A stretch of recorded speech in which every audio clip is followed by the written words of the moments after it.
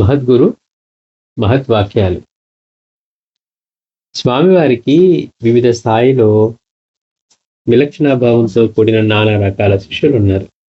ఈ శిష్యుల వైరుధ్యాలని వెల్లడిస్తున్నట్లుగా ఒకసారి వారు, ఒకవేళ నాలాంటి గురువు ఎక్కడైనా దొరికినా దొరకవచ్చునేమో, కానీ నా శిష్యులు లాంటి శిష్యులు మరే గురువుకు దొరకరు అని అన్నారు. మాయకత్తుల సిద్ధులు.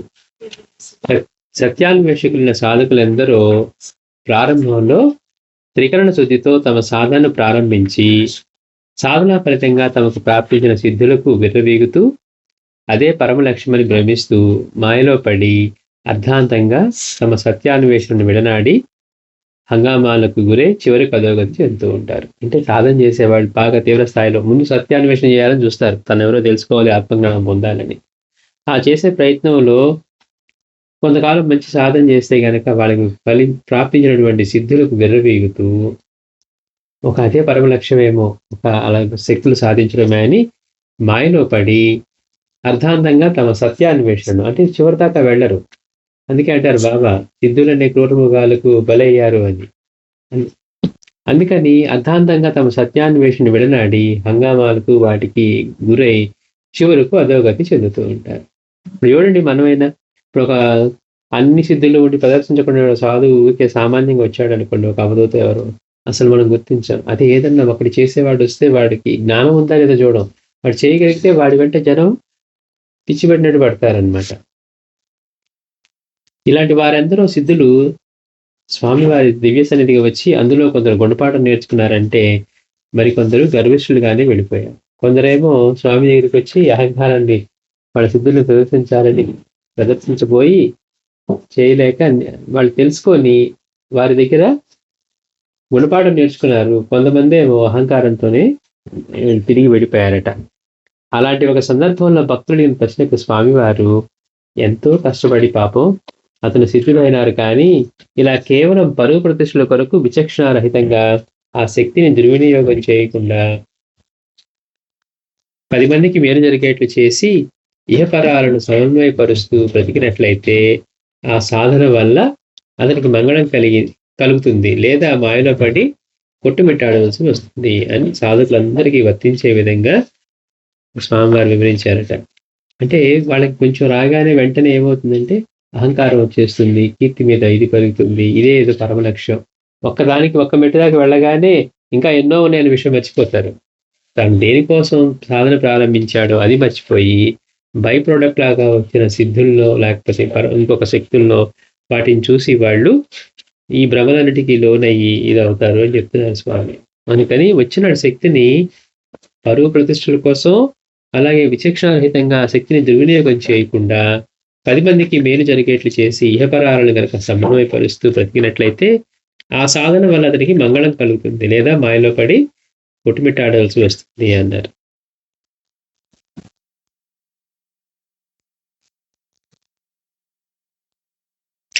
పూర్ణ పురుషులైన అవతార పురుషులు దర్శనానికి వెళ్లే మనం సామాన్యంగా నేను వారి దర్శనానికి వెళ్ళాను, నేను వారిని దర్శనం చేసుకున్నాను అని అనుకుంటాం. మహనీయులు దర్శించామనుకోండి, మనం ఏం చెప్తాం, మనమే వెళ్ళాం, అంత కర్తృత్వం మనమే వహిస్తాం కదా. నేను వెళ్ళానండి వారి దర్శనానికనో లేకపోతే వారిని దర్శనం చేసుకున్నాను అని చెప్తాం. ఇది చాలా పొరపాటు. ఆ అవతార పురుషుడు కరుణిస్తే తప్ప మనం వారి సన్నిధికి చేరలేము.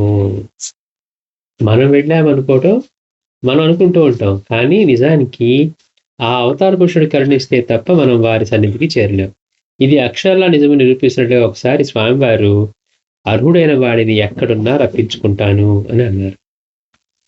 అర్హుడైన వాడిని ఎక్కడున్నా రప్పించుకుంటాను అన్నారు.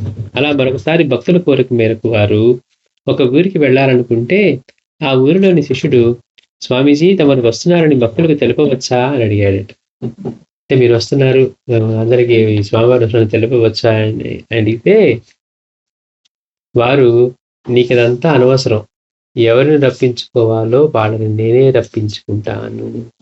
మనం అనుకుంటే చూడండి, స్వామివారి దైవాలు అక్కడికి వచ్చి దర్శనం చేసుకున్నాం అనుకుంటాం. ఆయన అనుకుంటేనే మనకి అక్కడికి వెళ్ళగలుగుతాం, ఏదో విధంగా దర్శనం చేసుకోగలుగుతాం. యోగుల నిద్ర. మన మధ్య అవతారం ఎత్తుతున్న పరమాత్మ మనలా కూడా మానవుడేనని మనం భ్రమపడుతూ ఉంటాం. మాస్టర్ గారిని చూసినా, స్వామివారిని చూసినా వాళ్ళు దైవ స్థాయిలో ఉంటేనేమో మనకు అర్థం కాదు. మన స్థాయిలో వచ్చి మనలాగా ఉంటే మాస్టర్ భోజనం చేస్తున్నారు, ఆయనకి కాకరకాయ కూర అంటే ఇష్టం అంట, లేకపోతే స్వామివారికి బజ్జీలు అంటే ఇష్టం, ఇట్లా మనం అనుకుంటూ ఉంటాం. కానీ వారి త్రికరణ శుద్ధులు ఎలా ఉంటారు? సర్వం వారి పాదాల దగ్గరే ఉంటుంది, వారు కానికంటూ ఉండదు. అయితే మన మధ్య అవతారం ఎత్తారు కనుక వాళ్ళు కూడా మనలాంటి మానవులేనని మనం భ్రమపడుతూ ఉంటాం. బాబా దగ్గర అంతే కదా, మన సాక్షాత్తు దత్తస్వామి అలా వస్తే కూడా అవతార పురుషుడైన స్వామి వారి విషయంలో కూడా జరిగింది ఇదే. అయితే కనువిప్పు కలిగిన ఒక శిష్యుడు వారిని, స్వామీజీ మీరు కూడా మాలాగే రాత్రి వేళలో మంచంపై కళ్ళు మూసుకొని పడుకుంటారు కదా, నిజంగానే మీరు మావలే నిద్రపోతుంటారా, లేదా అలాగుండి మీరు ఏం చేస్తారు, ఎక్కడికి వెళ్తారు అని జిజ్ఞాసతో అడిగారు. అంటే ఇప్పుడు మన స్వామీజీకి మనలాగే నిద్ర వచ్చిందేమో, వారు కూడా నిద్రిస్తారు కాబట్టి మాలాగే నిద్రపోతారా, అసలు మీరు నిద్రపోతూ లేకపోతే ఇంకెక్కడ వెళ్తారా, మీరు ఏం చేస్తారు, ఎక్కడికి వెళ్తారని జిజ్ఞాస అడిగారట. అడిగితే స్వామివారు, యోగులకు మీరు అనుకున్నట్లుగా ఉన్న నిద్ర ఉండదు, వారికి అది అవసరం కూడా లేదు. యోగులకి మనలాంటి నిద్ర, మనకేంటి శరీరం అలసిపోయింది, నిద్ర కావాలి. మనం స్వామి అంటున్నారు, యోగులకి మీరు అనుకున్నట్లుగా ఉన్న నిద్ర ఉండదు, వారికి అది అవసరం కూడా లేదు. సామాన్య మానవులకు గంటల తరబడి ఉన్న ఈ నిద్ర ఎందుకంటే వారి శారీరక విశ్రాంతి అవసరం కనుక.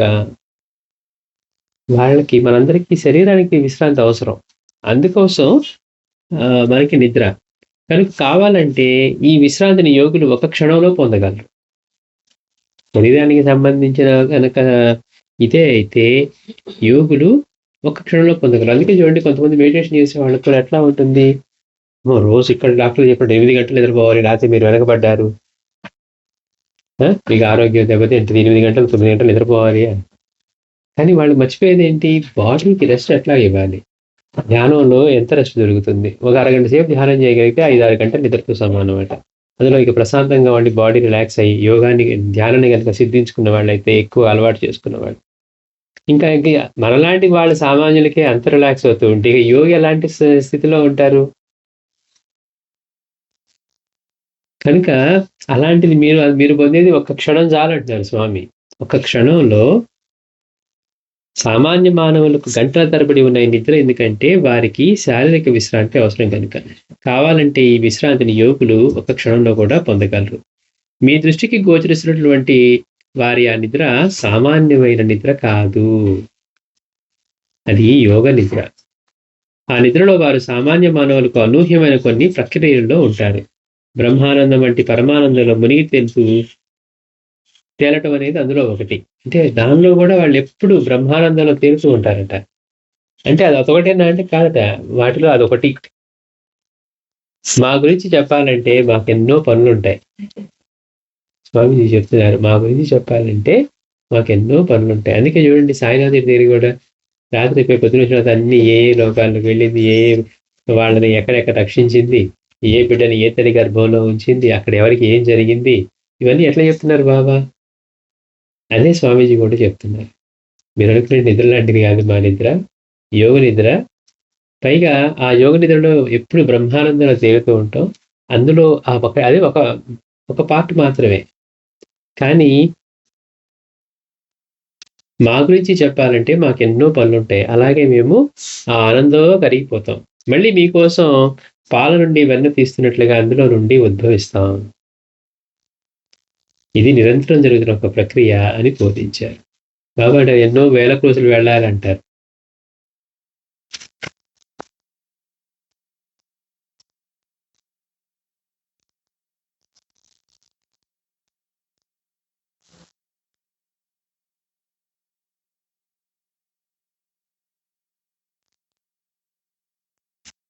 మళ్ళీ విచారం చెప్పుకున్నామండి. శ్రీ సచిదానంద సద్గురు సాయినాథ్ మహారాజ్ కీ జై.